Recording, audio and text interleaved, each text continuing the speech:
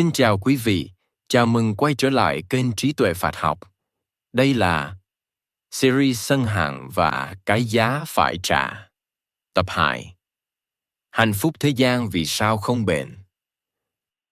Trong tập trước, series đã cùng nhìn thẳng vào sân hận và cái giá phải trả của nó.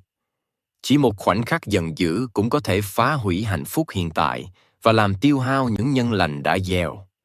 Khi chưa thấy rõ mức độ nguy hiểm của sân hận, con người thường xem nhẹ nó, cho rằng đó chỉ là phản ứng bình thường.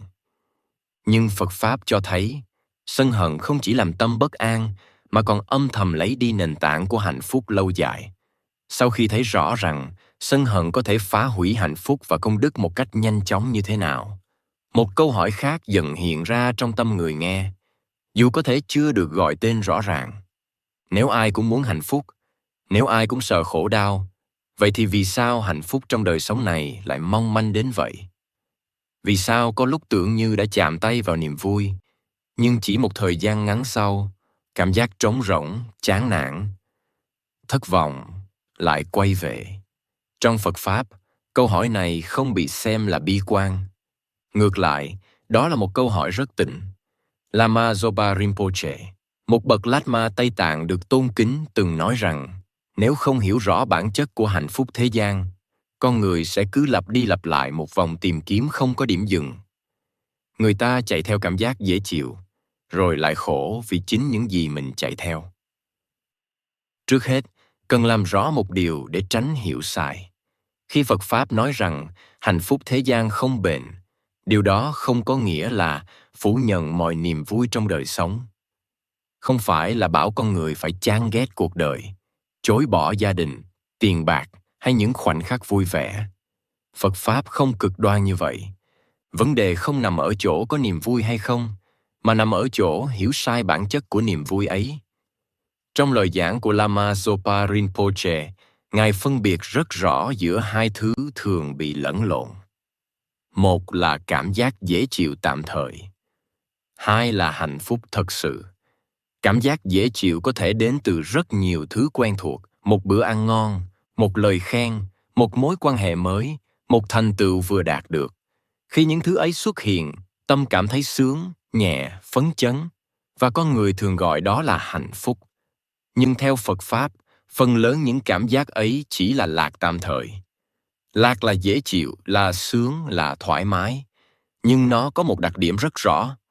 Nó phụ thuộc vào điều kiện bên ngoài. Khi điều kiện còn, cảm giác còn. Khi điều kiện thay đổi, cảm giác mất. Không chỉ mất, mà còn dễ chuyển thành khó chịu.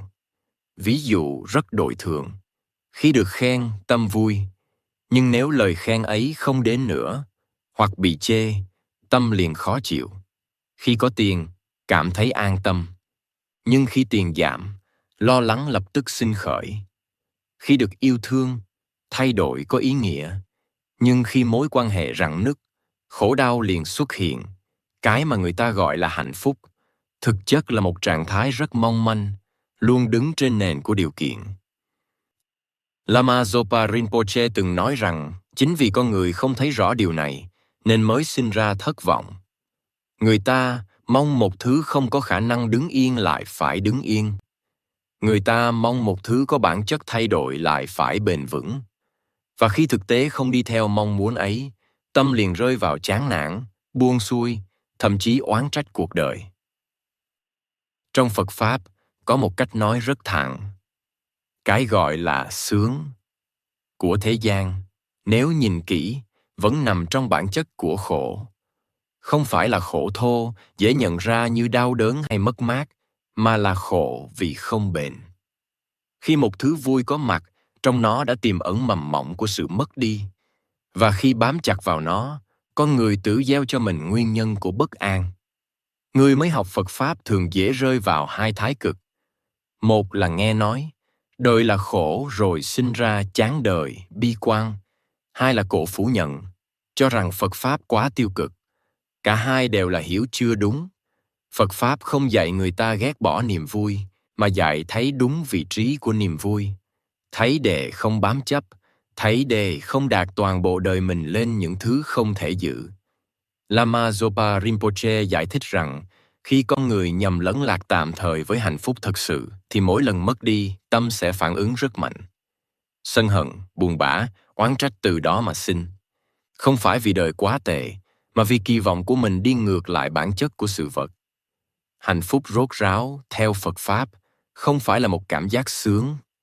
Nó là trạng thái tâm không bị lệ thuộc hoàn toàn vào điều kiện bên ngoài. Khi tâm không còn bị kéo lên kéo xuống theo được mắt, khen chê hơn thua, thì dù hoàn cảnh thế nào, bên trong vẫn có một mức độ an ổn nhất định. Trạng thái ấy không phải một sớm một chiều mà có. Nó được xây dựng từ hiểu biết đúng và sự tu tập dần dần. Trong bài giảng, Lama Zopa Rinpoche nhắc rất nhẹ nhưng rất sâu rằng nếu không hiểu sự khác nhau giữa hai loại hạnh phúc này, người ta sẽ tiếp tục sống trong vòng lặp. Vui khi được, khổ khi mất, hy vọng khi mới bắt đầu, thất vọng khi kết thúc, và rồi lại đi tìm một đối tượng khác để bám vào với hy vọng lần này sẽ khác. Chính vì vậy, gốc rễ của nhiều trạng thái chán đồi, mệt mỏi, mất phương hướng không nằm ở việc thiếu niềm vui, mà nằm ở việc đặt niềm vui sai cho. Khi một người đặt toàn bộ ý nghĩa đời mình vào tiền bạc, khi tiền lung lay, đổi liền sụp.